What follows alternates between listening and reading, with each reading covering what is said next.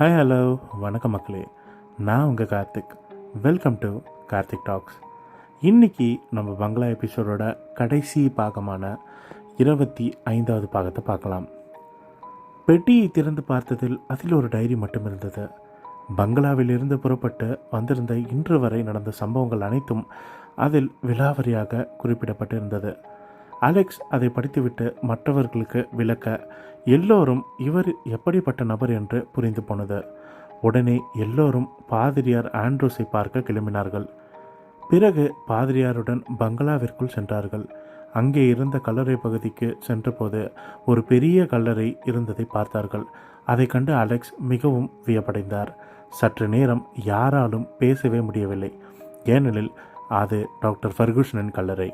Alex பாதிரியாரை அழைத்து காண்பித்தார். இதுதான் டாக்டர் கல்லறை. அதில் தேதி குறிப்பிடப்பட்டிருந்தது. இது மிகவும் பழைய கல்லறை. ஆனால் அதே பெயருள்ள வேறு நபரின் கல்லறையாக ஏன் இருக்கக்கூடாது என்று பாதிரியார் கேட்டார். ஃபர்கூசனின் தாத்தாவாக ஏன் இருக்கக்கூடாது என்றும் பாதிரியார் விவாதித்தார். இல்லை ஃபாதர், எனக்கு இதில் சந்தேகம் அதிகம் என்றார் அலெக்ஸ். சரி, அப்படி என்றால் என்ன செய்யலாம் என்று பாதிரியார் கேட்க, இந்த கல்லறையை திறக்க வேண்டும். இதில் இறந்து போன டாக்டர் ஃபர்கூசன் உடல் இல்லை என்றால் பிறகு யோசிப்போம் என்றான் ஜோன்ஸ். இது நல்ல யோசனை என்றார்கள் மற்றவர்கள். கல்லறையின் 4 மூலைகளிலும் பித்தளை வளையம் இருந்தது. ரவீந்திரன் பங்களாவின் அருகில் கிடந்த ஒரு பெரிய இரும்பு கம்பியை கொண்டு வந்து கல்லறையை சுற்றி இருந்த சிமெண்ட் பூச்சை மெதுவாக உடைத்து அகற்றினான். ஒரு பக்கம் சிறிய துவாரம் தெரியவே அதில் கம்பியை கொடுத்து நெம்பவே மற்றவர்கள் பித்தளை வளையங்களை பிடித்து தூக்கினார்கள். கல் அப்புறப்படுத்தப்பட்டது. எல்லோரும் உள்ளே பார்த்தார்கள். உள்ளே இருந்த சவப்பெட்டியின் மூடி மிகவும் அலங்காரமாக இருந்தது. சிலந்தி, நண்டு, பல்லி போன்ற பிராணிகளின் உருவங்கள் மேலே செதுக்கப்பட்டிருந்தன. நடுவில் ஒரு பித்தளை குமிழ். இதை திறந்து பார்த்து விடலாமே என்றார் அலெக்ஸ். பிறகு அவசரமாக கைப்பிடி பிடித்து இழுக்கவே எல்லோரும் ஒரே குரலில் ஐயோ என்றார்கள்.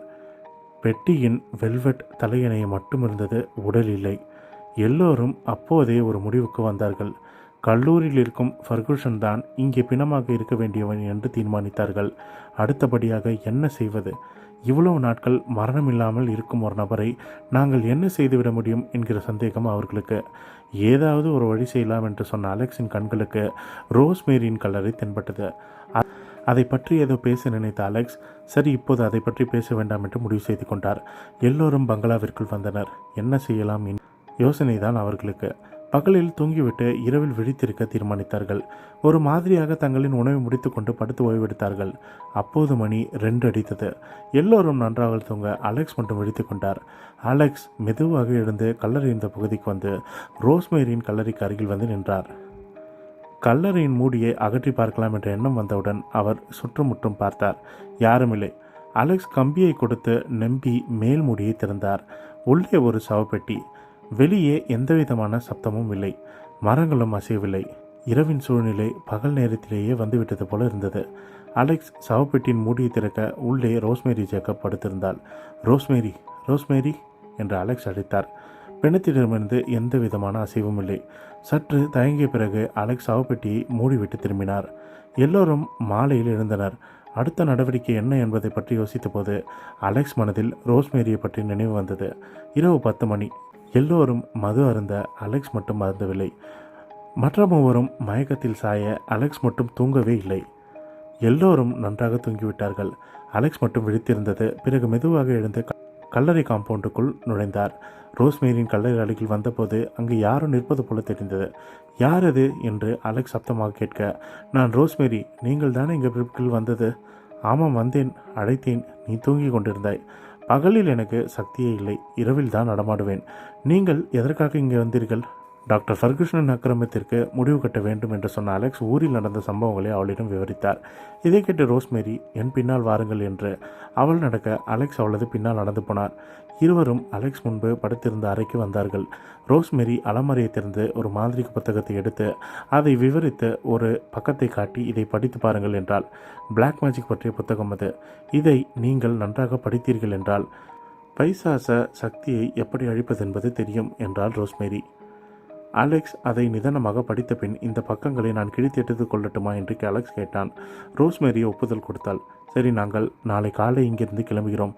போய் வாருங்கள், ஆனால் ஃபெர்குசனை ஒழித்த பிறகு நீங்கள் மறுபடியும் இங்கே வர வேண்டும் என்றாள். பிறகு இருவரும் பேசிக்கொண்டிருந்த பின்னர் ரோஸ்மேரி அங்கிருந்து கிளம்பினாள். மறுநாள் அந்த புத்தகத்தின் பக்கங்கள் பாதிரியாரிடமும் மற்றவர்களிடம் காட்டினார் அலெக்ஸ். பாதிரியார் தன் கழுத்திலிருந்த மாலையை தடவி விட்டு கொண்டார். எல்லோரும் அங்கிருந்து புறப்பட்டார்கள். பாதிரியாரும் அலெக்ஸும் துப்பாக்கி போன்ற ஆயுதங்களை தயாராக்கும் ஒரு நபரை தேடி போனார்கள். துப்பாக்கி தயார் செய்தலில் அவன் நிபுணன். பாதிரியார் அவனிடம் ஒரு சிலுவையை கொடுத்து, இது நுழைவது போல ஒரு துப்பாக்கியை தயார் செய் என்றான். துப்பாக்கி குண்டுடன் இந்த சிலுவையை சேர்க்க சொல்கிறீர்கள் இல்லையா? ஆமாம், சற்று வாய் பெரியதான துப்பாக்கி. இது தங்கத்தாலான சிலுவைதானே? ஆமாம், இதில் குண்டு செய்தால் தங்கம் தூள் தூளாக போய்விடுமே. போனால் போகட்டும், சிலுவையில் தான் குண்டாக வேண்டும். வேண்டிய மருந்தை இதனுடன் கலந்து கொள். அவர்கள் சில மணி நேரம் அமர வைத்த பிறகு வேணு என்கிற அந்த நபர் ஒரு அருமையான குண்டை தயார் செய்து கொடுத்தான். அதை பெற்றுக்கொண்டு அவர்கள் அங்கிடமிருந்து கிளம்பினார்கள். அன்றிரவு எல்லோரும் ஃபெர்குசன் இல்லத்திற்கு போனார்கள். அவன் இவர்கள் எல்லோரையும் வரவேற்றான். அவன் முகத்தில் கபடச் சிரிப்பு. ஏன் இந்த மாதிரி சிரிக்கிறான் என்று அலெக்ஸுக்கு தெரியும். டாக்டர், உங்கள் கல்லறைக்குள் போயிருந்தோம். அங்கே உங்கள் உடல் இல்லை என்று அலெக்ஸ் சொன்னதும் டாக்டருக்கு பயங்கரமான கோபம் வந்தது. கண்கள் ரத்தமாயின. கோபாவேசமாக முன்னால் வந்து அலெக்ஸை பிடித்து தூக்கி எறிந்தான். அதைத் தொடர்ந்து பாதிரியார் அருகில் வந்தார். அதே சமயத்தில் அலெக்ஸ் துப்பாக்கியால் சுட குண்டு ஃபெர்குசனின் உடலை துளைத்து கொண்டு வெளியே வந்தது. குண்டுபட்ட இடத்தை அவன் தடவிவிட அது பழையபடியே ஒழுங்கானது. இதை வியப்போடு பாதிரியார் பார்த்தார். இரண்டாவது குண்டு பாய்ந்தும் பயனில்லை. வேணு செய்து கொடுத்த குண்டு எது என்று தெரியாததால் தொடர்ச்சியாக சுட்டார் அலெக்ஸ். அதில் ஒரு குண்டு பட்டவுடன் டாக்டர் ஆடிப்போனான். அந்த அதிர்ச்சியின் டிவி நாற்காலி என்று ஒவ்வொன்றாக தூக்கி எல்லோர் மீதும் எறிந்தான். அவர்கள் நகர்ந்து கொண்டார்கள். அவன் முகம் மாறிக்கொண்டே வந்தது. சதை தூள் தூளாக கீழே விழுந்தது. எலும்பும் பற்களும் தான் மீதியாக தெரிய கோட் கீழே விழுந்தது. ஃபெர்குசன் மறைந்தான். அவர்கள் எல்லோரும் நிம்மதியாக பெருமூச்சு விட்டனர். இத்தோட இந்த பங்களா அப்படின்ற சீரீஸ் முடிவுக்கு வந்தது. இவ்வளோ நாள் இதை கேட்டு எனக்கு ஆதரவளித்த எல்லோருக்கும் ரொம்ப நன்றி. மீண்டும் நாளையிலிருந்து ஒரு சூப்பரான, இன்ட்ரெஸ்டிங்கான, ரொம்ப த்ரில்லிங்கான அடுத்த சீரீஸை பார்க்கலாம். தயவு செஞ்சு சேனலை சப்ஸ்கிரைப் பண்ணுங்கள், வீடியோவை லைக் பண்ணுங்கள், ஷேர் பண்ணுங்கள், கமெண்ட் பண்ணுங்கள். தேங்க்யூ.